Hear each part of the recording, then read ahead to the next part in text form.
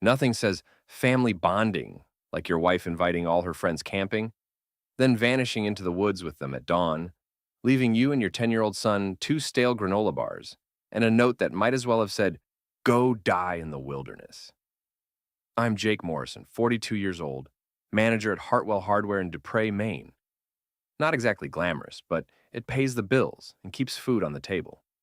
My wife Anna teaches fitness classes at some upscale studio downtown, always surrounded by her circle of yoga pants wearing, kombucha drinking friends who look at me like I'm something they scraped off their designer sneakers. The camping trip was Anna's idea. Family time, she called it, though somehow family included her best friend Jenna, Trevor, the gym owner she'd been texting constantly, and three other women from her fitness clique. I should have seen the red flags when she packed her makeup bag for a wilderness experience. We'd driven 3 hours into the Maine woods to a remote campsite Anna had found online. No cell service, no other campers for miles. Just thick pine trees, mosquitoes, and the growing tension between Anna and me as she spent the evening giggling with Trevor by the fire while I helped our son Ethan set up his tent. "Dad, why is Mom acting weird?" Ethan whispered as I tucked him into his sleeping bag. "She's just excited about camping, buddy," I lied, watching Anna through the tent flap as she leaned against Trevor's shoulder, both of them staring at his phone screen. I woke up at dawn to silence. Not the peaceful kind, the wrong kind. The kind that makes your military training kick in and sets every nerve on edge. Their tents were gone, all of them. Flattened grass marked where they'd been, but no trace of Anna, Trevor, Jenna, or the others remained. The fire pit was cold ash. Our SUV sat alone in the clearing, where 5 vehicles had been parked the night before. "Dad?" Ethan emerged from his tent, rubbing his eyes. "Yeah, where is everybody?" I found the note tucked under a rock on our picnic table, written in Anna's careful handwriting. "This is for the best. Trust me. Don't try to follow us." Trust her. Right. The woman who'd just abandoned her husband and child in the middle of nowhere, with no transportation, no food, except those two granola bars, and no way to call for help. "Are we lost, Dad?" Ethan's voice was small, scared. "No, son. We're not lost. But we're going to have to hike out of here." I packed our remaining supplies into my backpack, the granola bars, 2 bottles of water, a first aid kit, and my military compass. Thank God for small mercies and old habits. The trail back to civilization was supposed to be 5 miles. In reality, with a frightened 10-year-old and no clear markers, it felt like 50. We'd been walking for 2 hours when I heard the snuffling behind us. Black bear. Maybe 300 pounds, 20 feet away, and very interested in our granola bars. "Ethan, don't move," I whispered, slowly reaching for the air horn in my pack. "Don't run. Don't make eye contact." My son froze like the brave kid he was, while I made myself as large as possible, raised the air horn, and let out 3 sharp blasts. The bear huffed, considered its options, then lumbered away into the underbrush. "Holy crap, Dad," Ethan breathed. "Language," I said automatically, then pulled him into a hug. But yeah, holy crap. We reached the main road by afternoon, dehydrated and exhausted. A family in an RV picked us up and drove us back to Dupre, listening with growing shock as I explained how we'd been abandoned. "That's terrible," the wife said. "What kind of person leaves their family like that?" I was about to find out. Our house looked normal from the outside. Same blue shutters, same overgrown garden Anna had been meaning to weed all summer. But the moment I opened the front door, I knew she'd been busy before the camping trip.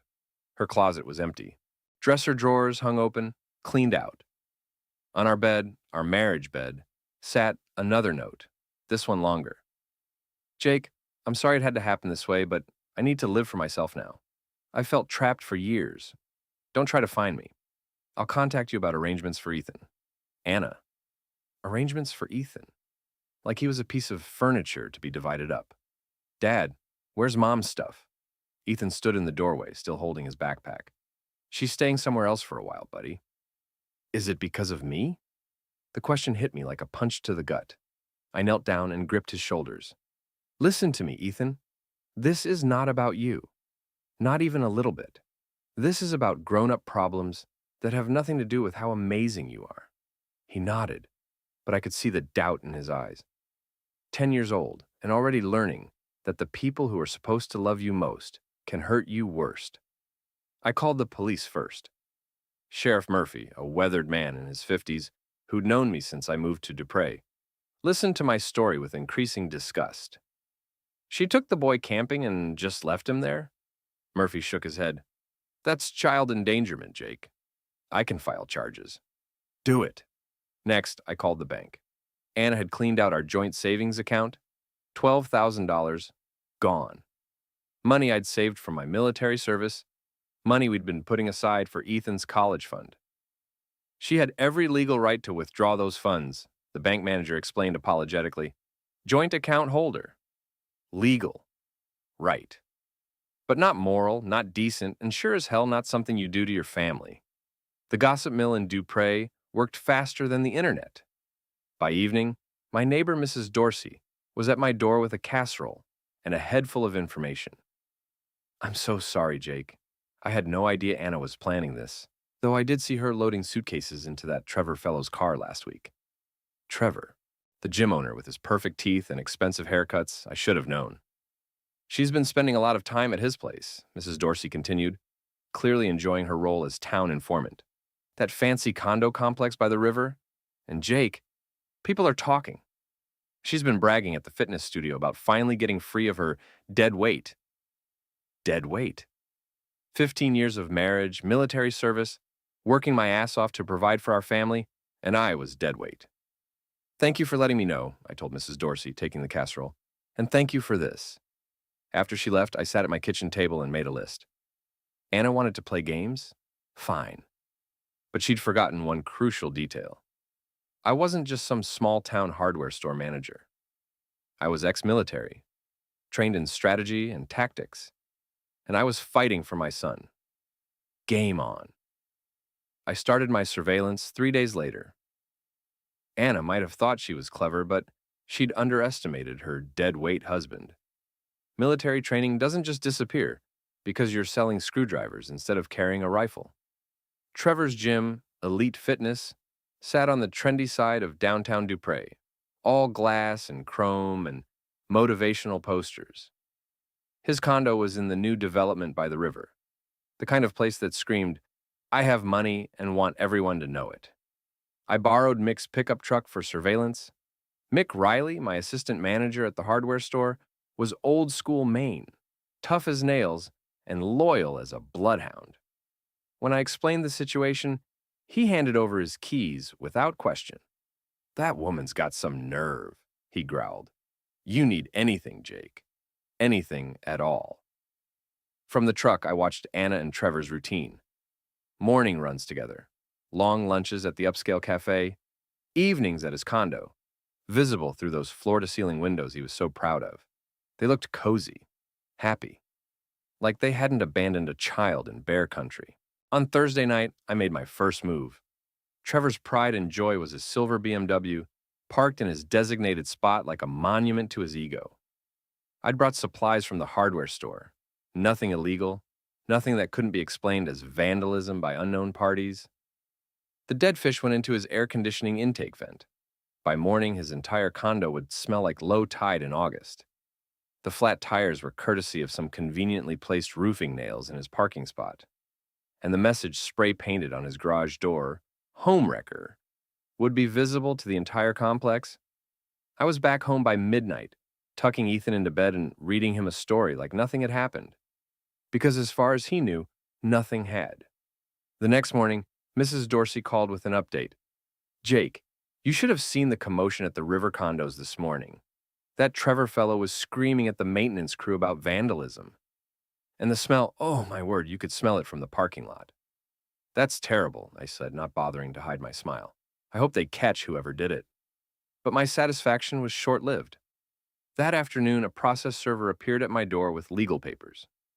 Anna was filing for full custody of Ethan, claiming I was emotionally unstable and potentially dangerous. The petition painted me as an unfit father, citing my military background and recent erratic behavior. She'd even included statements from witnesses claiming I'd made threats. Lies. All of it. But lies told convincingly, with official letterhead and legal language. I called my lawyer immediately. Sarah Chen, No relation to the forbidden names, just a good attorney who'd handled my divorce paperwork years ago when Anna and I had briefly separated. Jake, these are serious allegations, Sarah said after reviewing the documents. We need to respond quickly and thoroughly. Do you have any evidence of Anna's abandonment? I have the notes she left, and witnesses who saw us return from the camping trip. Good. We'll file a counter petition. Child abandonment trumps whatever character assassination she's attempting.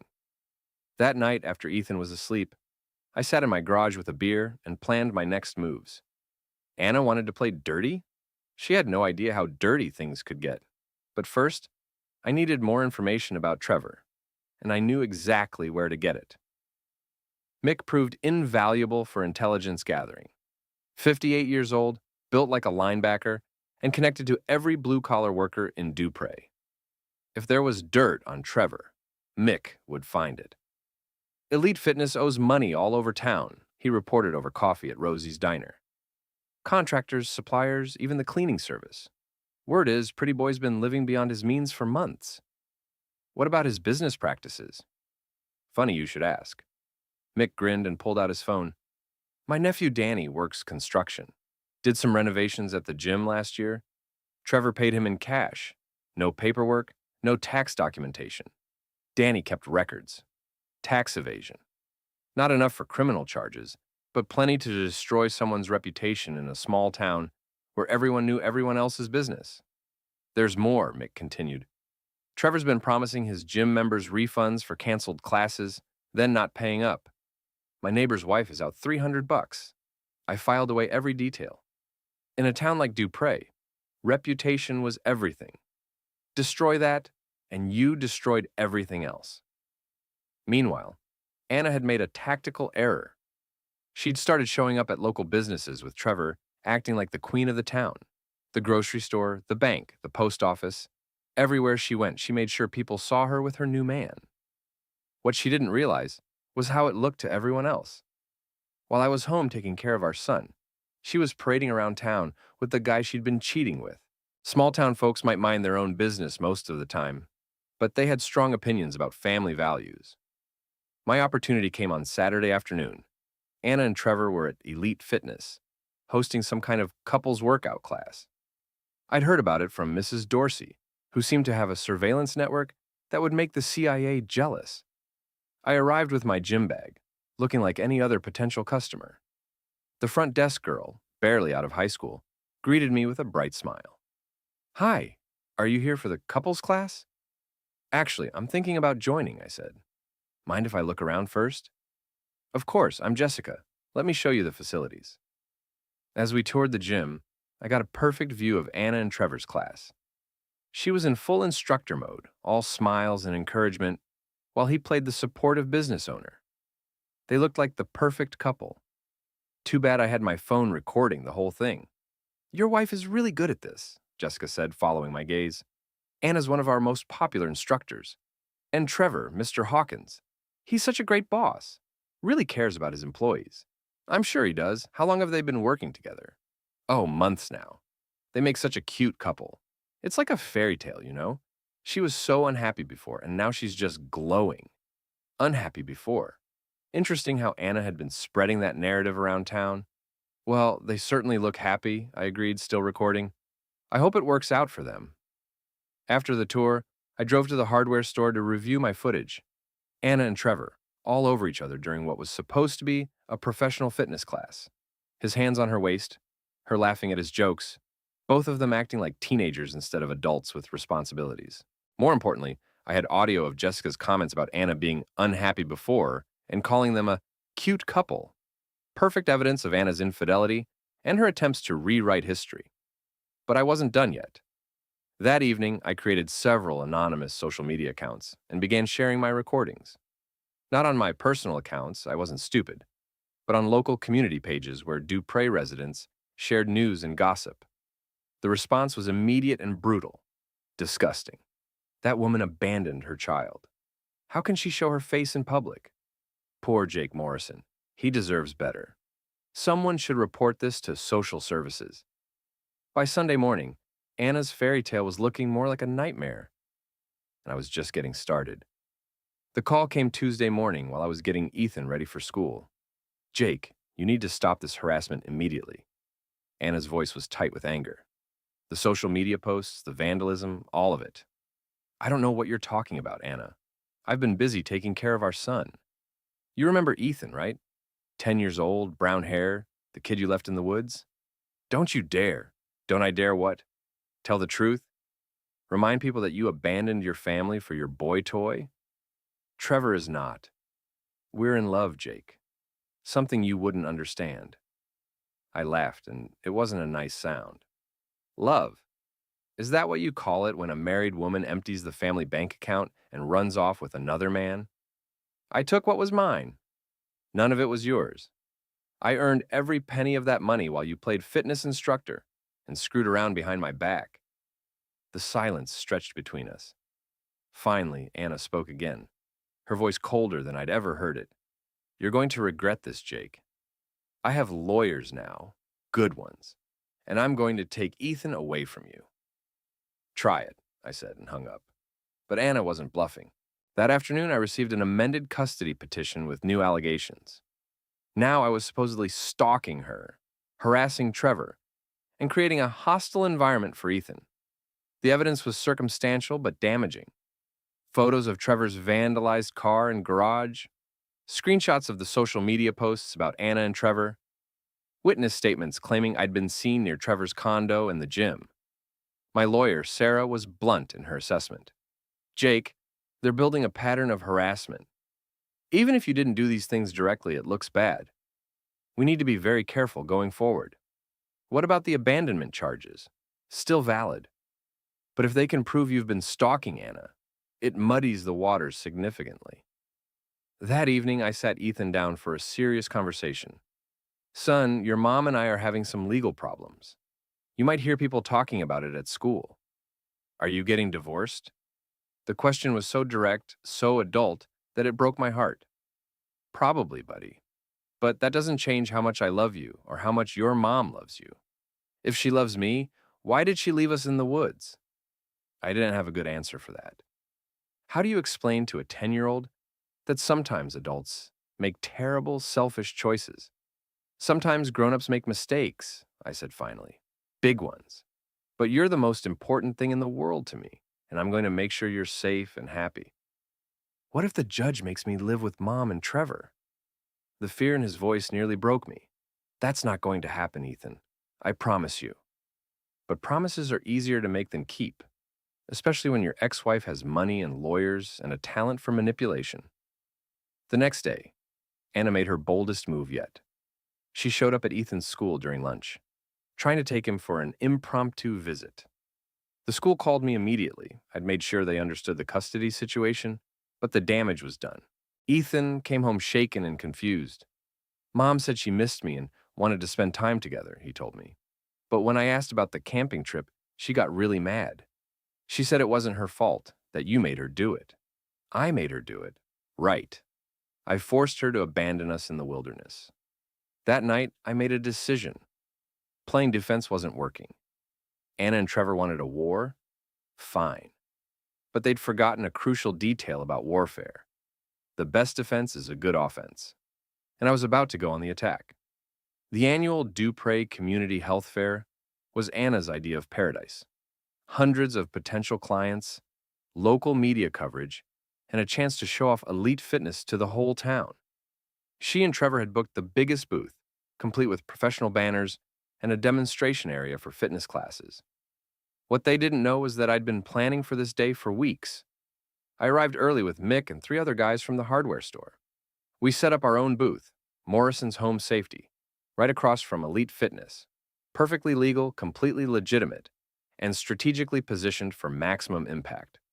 Our booth featured home security systems, emergency preparedness supplies, and a large banner reading, "Protecting Families from Danger." The irony wasn't lost on anyone who knew our story. Anna arrived at 10 with Trevor and her usual entourage of fitness friends. She saw me immediately, and the color drained from her face. "What are you doing here?" she hissed, marching over to our booth. "Running a business," I replied calmly. "Same as you, though I don't abandon my customers in the wilderness." "You can't be here. This is harassment." Ma'am, Sheriff Murphy appeared beside us, having overheard the commotion. Mr. Morrison has every right to participate in the community fair. He's a local business owner and a tax-paying citizen. Anna's face flushed red, but she couldn't argue with the sheriff. She stalked back to her booth, where Trevor was setting up equipment with jerky, aggressive movements. The fair opened to the public at 11. For the first hour, everything seemed normal. Anna taught her fitness demonstrations. Trevor charmed potential gym members, and I sold home security systems to concerned parents. But I'd been busy behind the scenes. Those anonymous social media accounts had been working overtime, sharing information about Elite Fitness's financial problems, Trevor's questionable business practices, and Anna's abandonment of her family. By the time the fair opened, half the town knew the real story. The first crack in Anna's facade came when Mrs. Patterson, the mayor's wife, stopped by Elite Fitness. Anna, dear, I heard about your situation with Jake and your son. Such a shame when families fall apart. It's complicated, Mrs. Patterson. Jake has been difficult. Oh, I'm sure. It must be hard for him, raising that boy alone after you left them in the woods like that. Anna's smile faltered. It wasn't like that. Of course, dear. I'm sure you had your reasons. The conversation continued, growing more uncomfortable by the minute. Other townspeople began gathering, drawn by the tension. Anna tried to maintain her professional demeanor, but cracks were showing. Then, Trevor made his mistake. Look, lady, he snapped at Mrs. Patterson, you don't know the whole story. Jake Morrison is a psycho who's been stalking us and vandalizing my property. The crowd went silent. In a small Maine town, you don't call a respected local business owner and military veteran a psycho, especially not when you're the outsider who helped break up his family. Excuse me? Sheriff Murphy stepped forward, his voice dangerously quiet. Did you just accuse Jake Morrison of criminal activity? Trevor realized his error immediately. No, there's been some incidents. What kind of incidents? Have you filed reports? Well, no, but so you're making accusations without evidence? In front of witnesses? The crowd was turning hostile. These were people who'd known me for years, who'd bought supplies from my store, who'd watched me coach Little League and volunteer at school events. Trevor was just the rich guy who'd stolen a local man's wife. Anna tried to salvage the situation. Everyone, please, this is a misunderstanding. Trevor didn't mean. What I mean, I said, stepping forward with a folder in my hand, is that some people in this town have been spreading lies about me and my family. I opened the folder and began reading from the documents inside. For instance, Elite Fitness currently owes over $15,000 to local contractors and suppliers. They've been operating without proper business licenses for 3 months. And Mr. Hawkins here has been paying employees under the table to avoid taxes. Trevor's face went white. You can't prove any of that. Actually, I can. I held up a stack of papers. Invoices, contracts, witness statements. All perfectly legal to obtain, all perfectly true. The crowd murmured angrily. In a tight-knit community, not paying your debts was almost as bad as abandoning your family. But here's my favorite part, I continued, pulling out photos. These were taken at various local businesses over the past month. Anna Morrison and Trevor Hawkins, acting like a couple while Anna's divorce isn't even finalized yet. I spread the photos on my booth table. Anna and Trevor holding hands at the grocery store, kissing outside the bank, sharing intimate dinners at the upscale restaurant. This is the woman who wants custody of my son, I announced to the crowd. The woman who left him in the woods and cleaned out our family savings to fund her new lifestyle. Anna was crying now, mascara running down her cheeks. Jake, please, don't do this here. Why not here? You want it to be a public figure, right? The face of Elite Fitness? Well, congratulations. Now everyone knows exactly what kind of person you are. Trevor tried one last desperate move. He lunged toward me, probably intending to grab the photos or start a fight. But I'd been expecting something like this. I sidestepped easily, letting his momentum carry him past me. He stumbled, crashed into a display of protein powder samples, and went down hard in a shower of vanilla and chocolate dust. The crowd laughed. Actually laughed at him, lying there covered in protein powder like some kind of fitness clown. Stay down, Trevor, I advised. You've embarrassed yourself enough for one day. Sheriff Murphy was grinning openly now. I think that's enough excitement for the health fair. Mr. Hawkins, Ms. Morrison, I suggest you pack up your booth and leave quietly. Anna was sobbing openly, her perfect image destroyed in front of the entire town. Her fitness friends had already started backing away, not wanting to be associated with the drama. This isn't over, Jake, she managed between sobs. Yes, it is, I replied. You made your choice when you left us in those woods. Now live with the consequences. As they packed up their destroyed booth, I turned back to my own display. The line of customers waiting to buy home security systems stretched halfway across the fair. Protecting families from danger, Mick read from our banner, grinning. I'd say that's exactly what we're doing. The legal hearing was scheduled for the following Thursday. Anna's lawyers had tried to use the health fair incident as evidence of my public harassment. But Sheriff Murphy's report painted a very different picture. According to official records, Trevor had attempted to assault me, and Anna had disrupted a community event with false accusations. My lawyer, Sarah, was confident as we entered the courthouse. Jake, I've been practicing family law for 15 years, and I've never seen a case this clear-cut. Anna abandoned her child in a dangerous situation, emptied the family finances, and has been living openly with another man. No judge is going to award her custody. Anna sat across the courtroom with her legal team, 3 expensive lawyers in $1,000 suits. She'd cleaned up her appearance since the health fair, but she looked haggard and desperate. Trevor wasn't there. According to courthouse gossip, he'd left town the day after the health fair disaster. Elite Fitness had closed permanently, leaving dozens of members without refunds and several contractors unpaid. Judge Harrison was a stern woman in her 60s who'd been handling family cases in Maine for decades.